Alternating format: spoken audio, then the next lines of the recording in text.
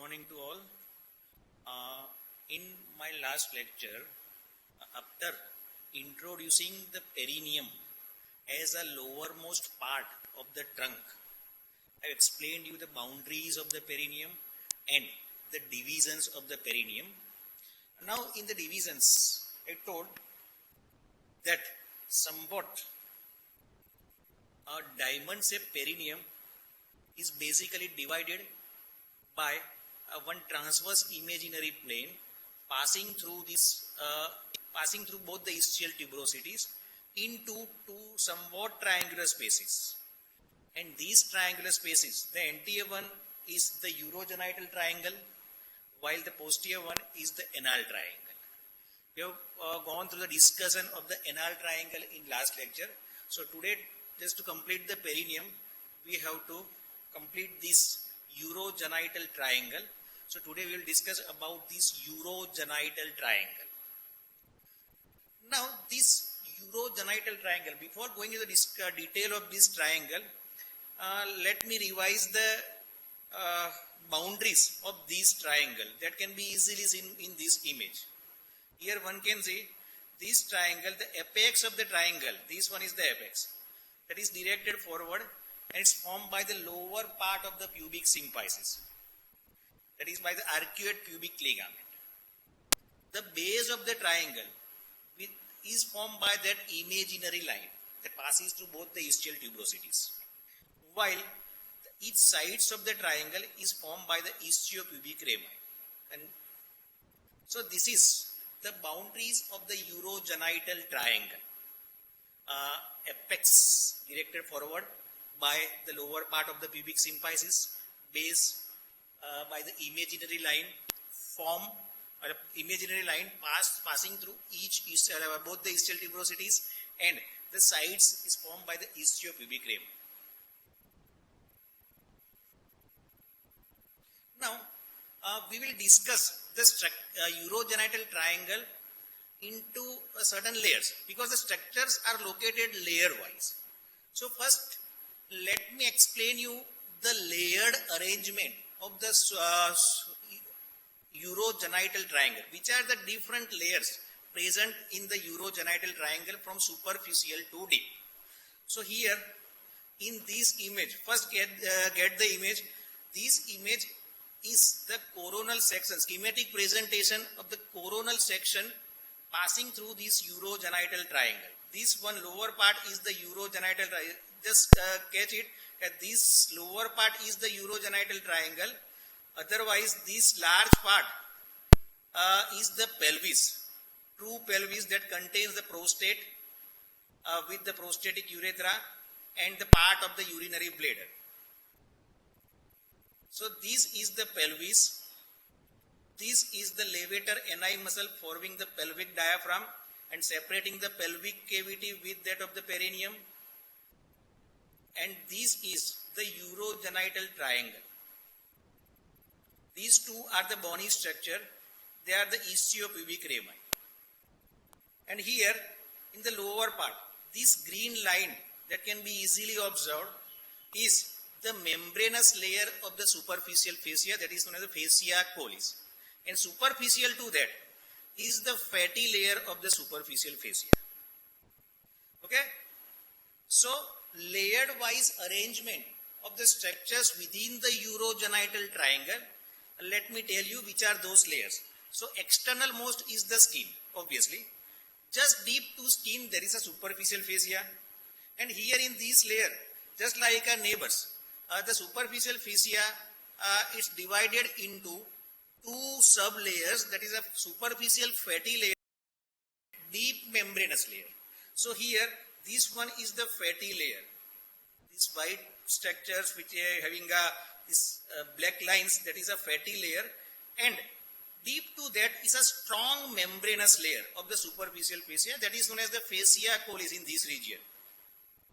Now deep to this fascia collis one can see this space. So this space is the superficial perineal pouch with its content. These are the contents of this pouch, which are the content we will discuss later on.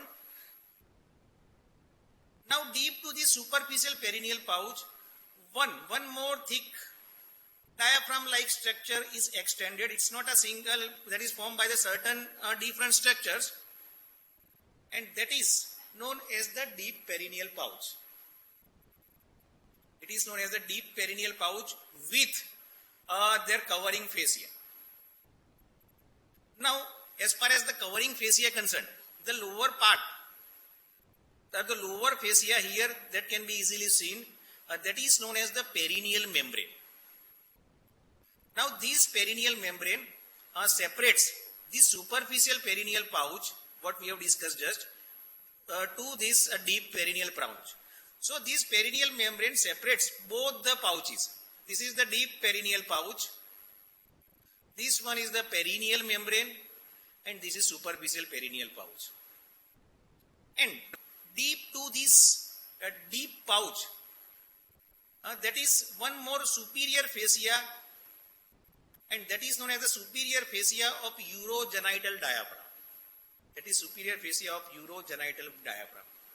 So these are the layered arrangement from superficial to deep. Let's have a quick recap once more about this layered arrangement. Outermost is the skin. Deep to skin is the superficial fascia, but in this region, superficial fascia itself having a two sublayers. So these sublayers, outer one is the fatty sublayer, and inner one is the membranous layer, that is known as the fascia collis here. Now deep to this fascia collis, this space is known as the superficial perineal pouch, that is bounded deeply by this strong membrane, that is known as the perineal membrane. Here it's a green color structure. Deep to this perineal membrane, this brownish color structure or brownish region is known as the deep perineal pouch. Deep to this deep perineal pouch, one more facial sheath is there. It's known as the superior fascia of the urogenital diaphragm. So these are the layered arrangement in the urogenital region. So we'll discuss these layers one by one. Let's start with the fascia collis. Now what is fascia collis? So fascia collis, as I explained, a fascia collis can be introduced as a membranous layer of the superficial fascia in the region of the perineum. In the region of perineum, recalling the superficial fascia having got two sublayers, the outer fatty layer and inner membranous layer. So this membranous layer is known as the fascia collis. And this is a strong facial stretch, a strong facial sheath that is stretched across the pubic arches.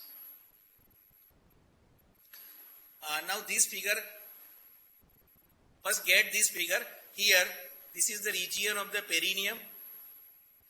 These are the pubic arches, istiopubic rami on each side. Now this green colored structure is the fascia collis. In this region, it is fascia collis. This green color structure in the perineal region is the fascia collis. Now here, one can get that this fascia collis, as it traced anteriorly, here the gap is there. Actually, it's not a gap, but here the attachment of the scrotum is there. So, at this aperture, the fascia collis is continuous with one of the layer of the scrotum, and that is the dartos layer, dartos muscle layer. So one can tell that fascia collis anteriorly, that is continuous with the dartos muscle layer of the scrotum. The same thing is fact here also. Here one more aperture is there, and the margin of this aperture, that is continuous in the penis, body of the penis, as a fascia penis. So one can tell that this fascia collis traced anteriorly, that is continuous with the dartos layer of the scrotum, further anteriorly, that is continuous with the fascia penis, and later on in the lower anti-abdominal wall, that is continuous with the scarpa's fascia, fascia scarpa, that is once again as a membranous layer of the superficial fascia in the lower abdominal wall. So fascia collis having this type of this continuation here, dartos muscle in the scrotum, fascia penis in the penis, and the fascia scarpa in the lower abdominal wall. Anterior, this is the anterior stretching or the tracing of this fascia penis.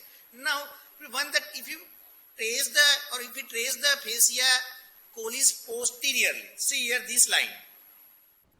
Here at this line, actually this fascia collis is continuous with the deeper fascia, that is the perineal membrane. That can be seen in this figure. This is a sagittal section explaining that sentence. Now here, first get, this is the skin of the perineum. This yellow structure is the fatty layer of the superficial fascia, and this green structure is the membranous layer of the superficial fascia. Now in this figure, here that one can see that is continuous with the dartos layer of the scrotum, with the fascia penis at the penis, and with the fascia scarpa at the lower abdominal wall. Now, tracing posteriorly, one can see that this green line is continuous with this black line. And this black line is the perineal membrane. What we are going to discuss it later on. So, posteriorly, that is continuous with the perineal membrane. And on each side, what about on each side? So, that can be easily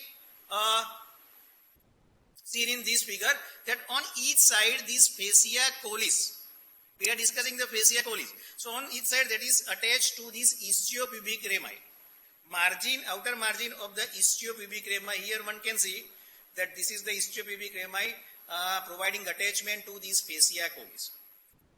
So this is about the fascia collis, attachment of the fascia collis. So let's have a quick review or quick recap about this fascia collis. So what is fascia collis? So fascia collis is nothing but the deep membranous layer of the superficial fascia in this perineum, and that is a fascial sheet that gets stretched across the istiopubic rami, across the pubic arch, and that forms the superficial boundary of this superficial perineal pouch. Now tracing for in front, this fascia collis is continuous with the dartos at the scrotum, with the fascia penis at the penis, and with the fascia scarpa at the lower abdominal wall. Posteriorly, that is continuous with this perineal membrane, so that is going to close this region. So posteriorly it's closed. And on each side are to this istiopubic rami. So this is about this fascia collis. Now proceeding further deep. What lies deep to this fascia collis, as I just explained in this figure, is a pouch that is known as the superficial perineal pouch. So now next point is the superficial perineal pouch.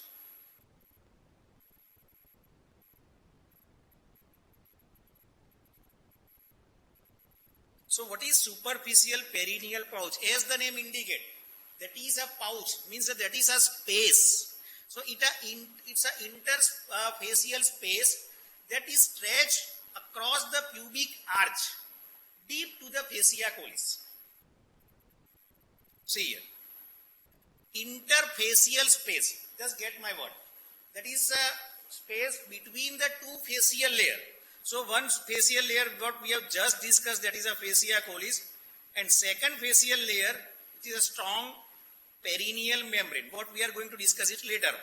So between these two facial layers a space is there, that is a superficial perineal pouch, and that is stretched across the pubic arches. So that can also be seen in this figure. So these two are the pubic arches, and that gets stretched across these pubic arches. Superficial perineal pouch. So this is the introduction. That is a space that is across the two pubic arches and between the two facial spaces. Now, boundaries of this superficial perineal pouch.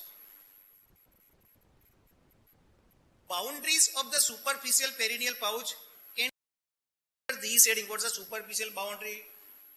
or what lies below to this pouch, what lies deep to this pouch, what is on each side, what is in front and what's behind.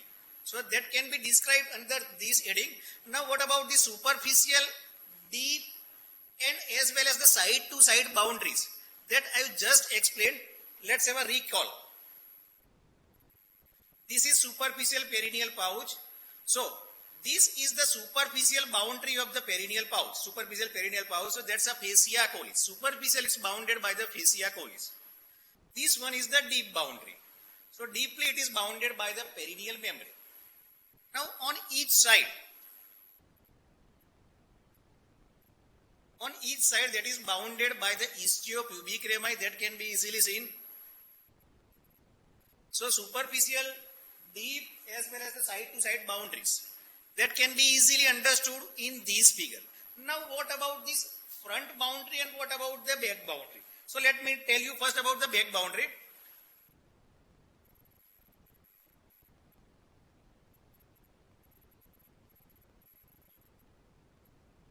So in previous part or the fascia collis, as I explained, that the fascia collis posteriorly that is attached to this perineal membrane, enclosing this space.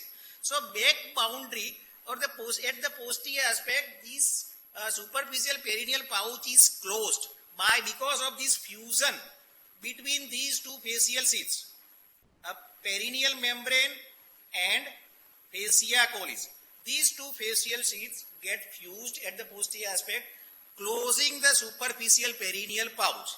But this is not true for the anterior aspect of the superficial perineal pouch, because the anteriorly this pouch is open.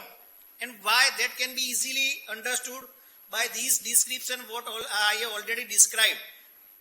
As I told, this fascia collis is the superficial boundary of the superficial wall of this superficial perineal pouch, and this fascia collis anteriorly it's continuous with the dartos fascia, with that of the fascia penis, as well as with that of this fascia scarpa. So anteriorly the pouch is not closed because of this continuation of this fascia collis with the different layers, and these will have a these have a clinical significance that I am going to explain in the later part of the lecture.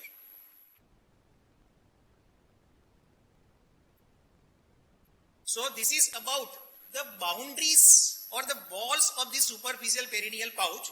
Now proceeding further, let's have a contents of the pouch. Contents of the superficial perineal pouch. So once again let's have a look over this figure. This is the superficial perineal pouch. I explained you number of times in this image. So obviously what these structures are seen, they are the contents of the superficial perineal pouch, and what these three structures that can be easily seen, that is nothing but the root of the penis. So in case of the male, the important content of the superficial perineal pouch is the root of the penis. This is one more figure having a different view, a superficial view. Here in the central aspect, it's a bulb of the penis, as well as on each side, these are the crura of the penis. No doubt these bulb and crura are covered by the muscles in this image, but one can easily get that bulb of the penis and two crusts of the penis are there. They are the content of the superficial perineal pouch in case of the male. Now what happens in case of the female? So in case of the female, crus clitoris are there, that can be seen. Now this is the female superficial perineal pouch. So these are the crus clitoris. These two pink color structure that get attached to these istiopubic rami, they are correspond with the crus penis. Now here, in case of the female, bulb of the vestibules, that corresponds to the bulb of the penis, which is in case of the male. Bulb of the vestibule. Now here, just posterior to this bulb of the vestibule, it's a greater vestibular gland. So these are the content of the superficial perineal pouch in case of the female, recalling crus clitoris, paired crus clitoris, then bulb of the vestibule, greater vestibular gland. And of course, the urethra as well as the vagina will pass through this pouch. So these are the contents of this female superficial perineal pouch. Now, as far as the neurovascular bundle concerned, here I have written it them in the later parts. Three vessels are there. They are the posterior scrotal vessels as well as the transverse perineal vessels. All these three are the branch of this artery of the perineum, that is the internal pudendal artery. Same thing is true for the nerves. Three nerves are there, a posterior scrotal nerves and perineal branch of the posterior cutaneous nerve of thigh. Now out of these three, the former two, posterior scrotal nerves, they are the branches of the nerve of perineum, that is a pudendal nerve, while the perineal branch that derives from the posterior cutaneous nerve of thigh, that is not from the pudendal nerve. Beside this, one important content I forgotten to tell, that is muscles. Three muscles. So remember, three muscles, three vessels and three nerves are the content of the superficial perineal pouch. Beside that, the genital contents of male as well as the female. Now, which are these three muscles? So that can be easily seen in this figure.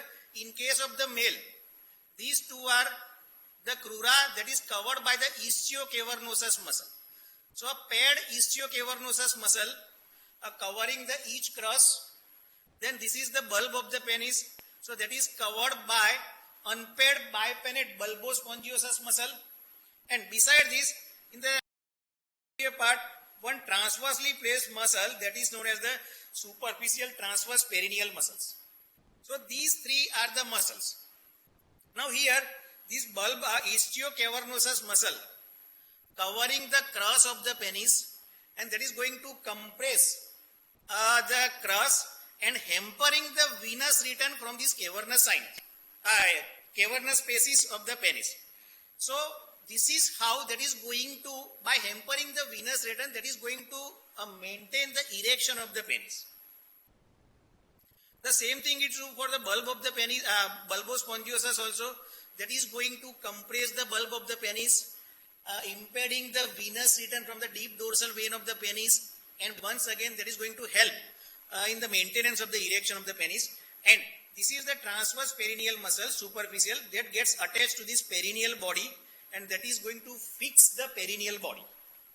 So these three are the muscles of the superficial perineal pouch.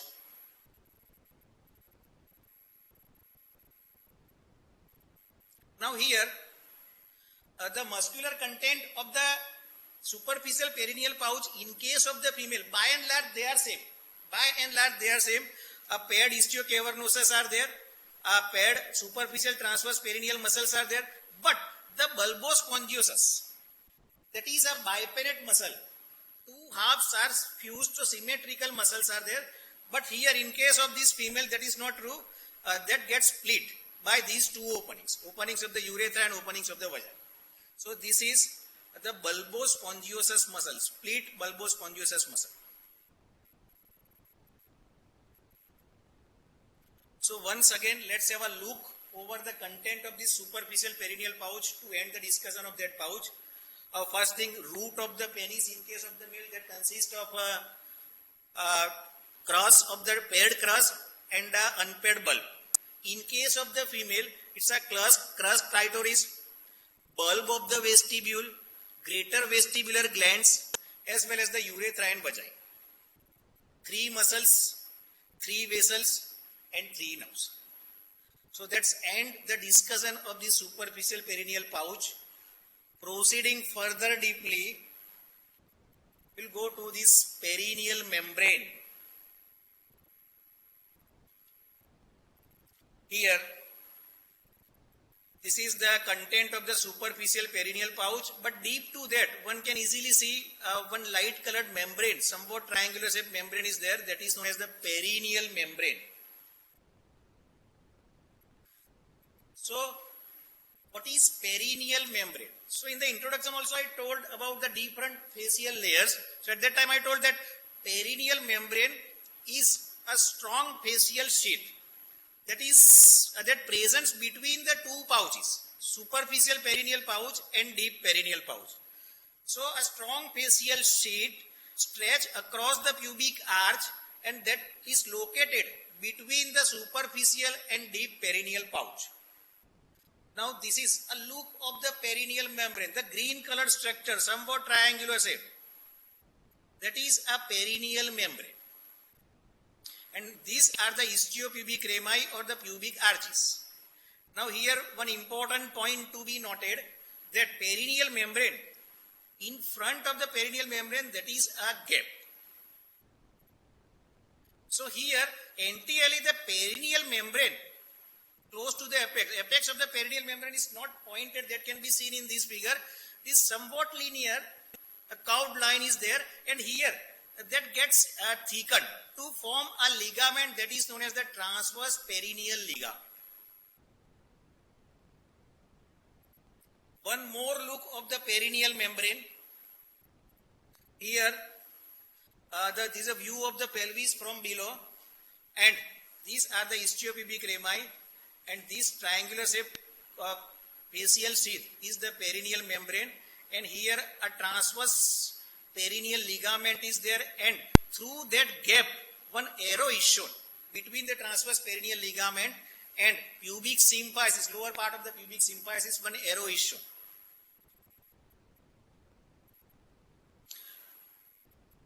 Now, attachment of the perineal membrane. As I told, the perineal membrane is a strong facial sheath, somewhat triangular in shape, and that is located between the two perineal pouches. Now, what is the attachment of the perineal sheath? So, largely it is that can be seen in this figure. So, on each side, the perineal membrane gets attached to this istiopubic rami. That is attached to the istiopubic rami. Now, anteriorly, the perineal membrane that gets thickened to form the transverse perineal ligament, and here this at the transverse perineal ligament, this membrane is continuous with the superior fascia of the urogenital diaphragm. Now, this sentence can be explained by this figure. Now, first you need to understand the location of this perineal membrane in this figure. Now, here this hole is the urogenital diaphragm. This thick part is the urogenital diaphragm, and the lower margin of this urogenital diaphragm is thickened here, and that is the perineal membrane. So this is the perineal membrane. This is the anterior aspect, this is posterior aspect, this is transverse perineal ligament, and anteriorly at the transverse perineal ligament, this perineal membrane is continuous with this line, this thin line, comparatively thin line, and this line is the superior fascia of the urogenital diaphragm. Now get it that these whole somewhat triangular structures with some thickness completely it's a urogenital diaphragm, which are going to discuss later on. I am going to explain you about this diaphragm later on, but one can get at this point that this urogenital diaphragm having a two fascia, in the lower part it's a perineal membrane which is thick, and in the upper part it's a superior fascia of the urogenital diaphragm which is comparatively thin, and here one can get that between these two certain muscles are there, which are those muscles that I am explaining later on. But here one more finding, that anteriorly, as I explained, that this perineal membrane is continuous with the superior fascia. So here the pouch which is formed between these two, or the space which is formed between these two layers, is closed anteriorly. Same thing is true posteriorly. Once again one can get that this perineal membrane it is attached to the superior fascia posteriorly also. So posteriorly also it is closed, and obviously at the side it is closed, because both these facial lines having the attachment over the istiopubic rami on each side. So what the space formed between these two facial lines, that is completely closed, and this space is nothing but the deep perineal pouch. So this deep perineal pouch, in contrast to the superficial perineal pouch, what I just explained a few minutes ago, it is closed. Superficial perineal pouch is open anteriorly because of this continuation of the fascia collis anteriorly with that of this fascia scarpa as well as the fascia penis as well as so because of that the superficial perineal pouch is open anteriorly, but this is not true for the deep pouch. Deep pouch is closed all around. So this is about the attachment of the perineal membrane. Now these two are the perineal membranes in male as well as the female. Over this left side, this side is the perineal membrane in the male, and this is the perineal membrane of the female. Now why I need to explain, I show you both these figures, that this figure explain you the structures piercing the perineal membrane, different structure piercing the perineal membrane. Some structures are common in both the sexes while some differs. Now which are the common? So here this is the apex of the membrane towards this pubic symphysis. These two are the attached margin at the istiopubic rami, and this is the posterior margin in the middle that gets attached to this perineal body. Now at the posterior margin, a posterior scrotal neurovascular mandal pierces this perineal membrane. Two posterior scrotal nerves and two posterior scrotal vessels that pierces. Now this is the attached margin of the perineal membrane. Roughly near the middle of the attached margin, it's a deep artery of the penis, while in case of the female it's a deep artery of the clitoris. They are going to pierce this part of the perineal membrane. Now close to the apex and at the attached margin, it's a dorsal artery of penis or dorsal artery of the clitoris. They are the piercing structures at the or the close the apex.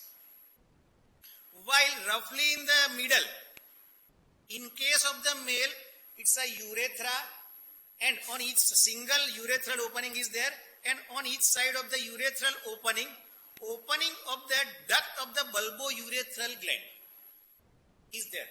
Now let me tell you one fact, important fact. Bulbourethral gland that is located within the perineum of the male, and that is corresponding that is homologous with the gland which is present in the female, greater vestibular gland. Now these two are the homologous, but the location is changed. Bulbourethral gland that is located within the deep perineal pouch. So obviously the duct of the bulbourethral gland will pierce the perineal membrane. So that can be seen in this figure. So opening of the duct of the bulbourethral gland on each side of the urethra. That is the feature of the perineal membrane of the male. But that is not true for this female pelvis, female perineum, because the greater vestibular gland is located in the superficial perineal pouch. Now, in case of the female, the central part urethral opening is there, and behind that it's a vaginal opening. So these are the structures piercing the perineal membrane. So in case of the perineal membrane, till what we have discussed first, I have introduced the perineal membrane as a strong facial sheet across the pubic arches between the two perineal pouches. Later on I explained the attachment. On each side, say istiopubic rami, anteriorly a gap is there, and the perineal membrane is thickened in the form of transverse perineal ligament.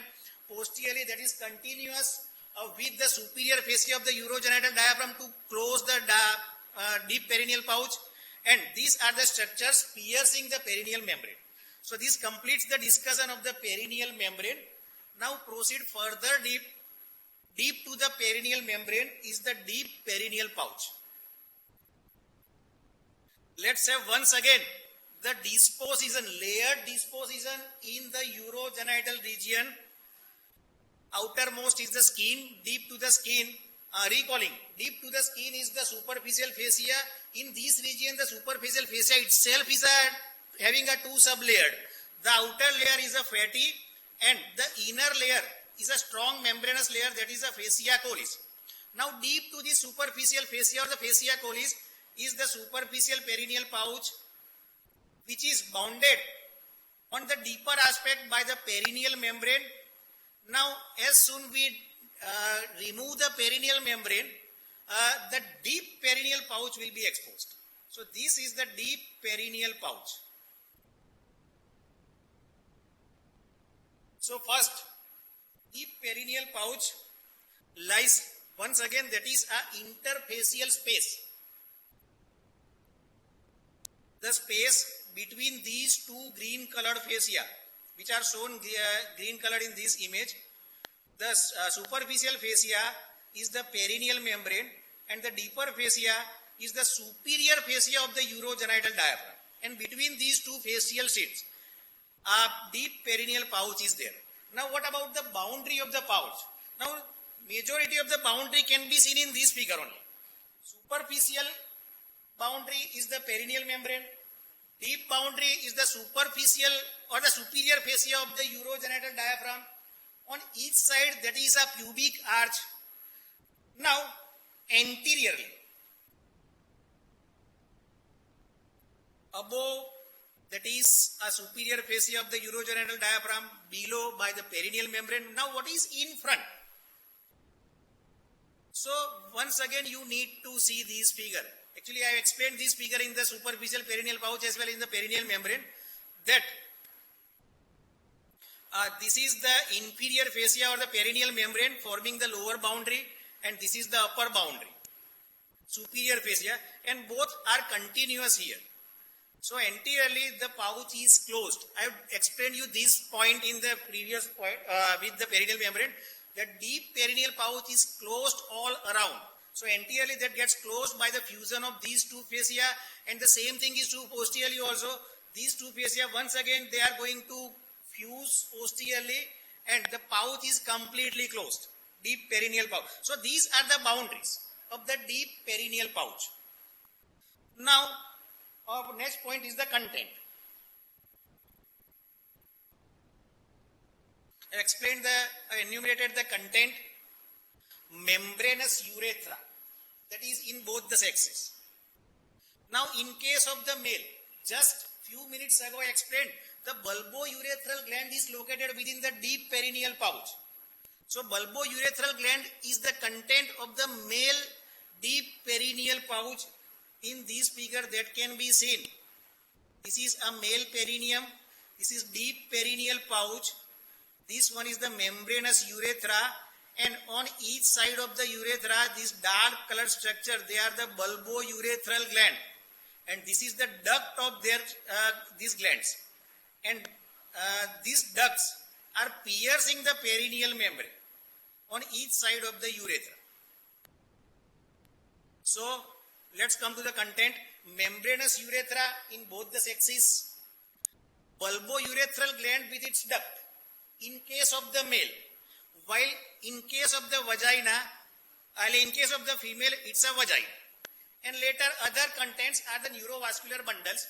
They are the certain vessels and nerves, which are the branches of the nerves and vessels, chief nerve and vessels of the perineum. That is, in case of the vessels, it's an internal pudendal artery, that is a nerve artery of perineum, that gives us three branches: deep artery of penis, dorsal artery of penis, and artery to bulb. So, all these are the contents of this deep perineal pouch. While in case of the nerve, the chief nerve of this perineum, there is a pudendal nerve, divides into terminal branches, and one of the terminal branch is the dorsal. That also is the content of this deep perineal pouch. So, these are the contents, basic contents of the deep perineal pouch, recalling a membranous urethra that is present in both the sexes. In case of the male, it's a bulbourethral gland along with its duct, while in case of the female, it's a vagina.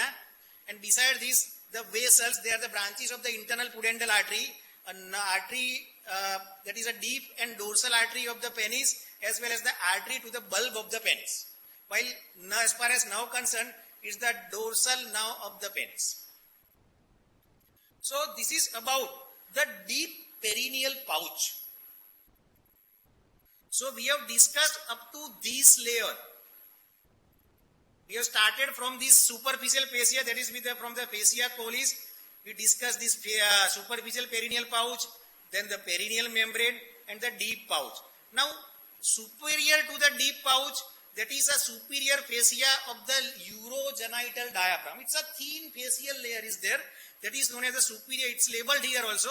Superior fascia of this urogenital diaphragm. Now, last topic of today's lecture, it's the urogenital diaphragm itself.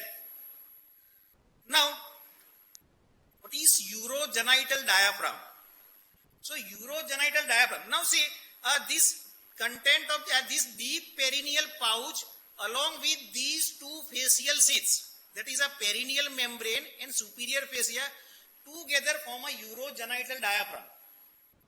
Now, this diaphragm is the that can be described as a musculofacial sheath that separates the pelvic cavity. This is the large pelvic cavity from this superficial perineal pouch.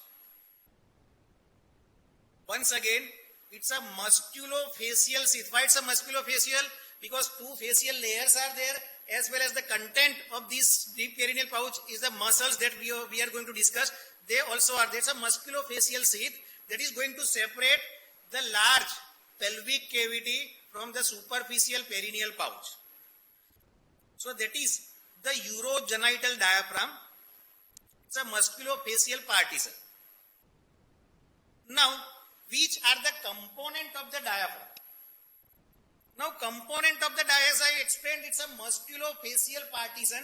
So, obviously, the muscular component as well as the facial component will be there.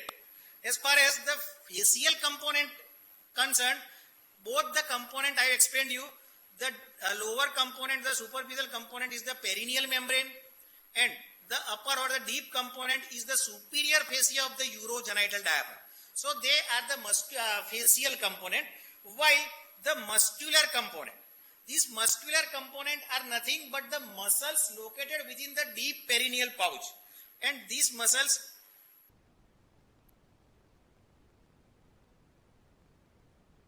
are, these two are the muscles, sphincter urethrae and the deep transverse perineal muscles. Now, these sphincter urethrae muscles, these muscles, as the name indicates, the function of this muscle is that act as a voluntary control over the micturition, and these sphincter urethrae muscles having two subparts, that is a superficial part and deep part. While the deep transverse perineal muscles also are there, that is located deep to these superficial transverse perineal muscles. So, urogenital diaphragm having both the components, muscular as well as the facial component. Now, as far as relations of the diaphragm, urogenital diaphragm is concerned, so that can be easily described. Deep to this urogenital diaphragm or above relation is the chiefly it's a pelvis. In case of the male, it's a prostate, while in case of the female, it's a urinary bladder directly. And on each side, a small space can be seen. It's nothing but the anterior recess of the ischiorectal fossa we have discussed in the last lecture, if you remember. And beside this, this sloping muscular partition is there, that is a levator ani muscles. So these are certain deep relations. Pelvic cavity, levator ani muscle, and the anterior recess of the ischiorectal fossa. Now, what lies superficial to this urogenital diaphragm is the structure located within the superficial perineal pouch. Now, which are the structure piercing the urogenital diaphragm is the urethra, and in case of the vagina, in case of the female, it's a vagina.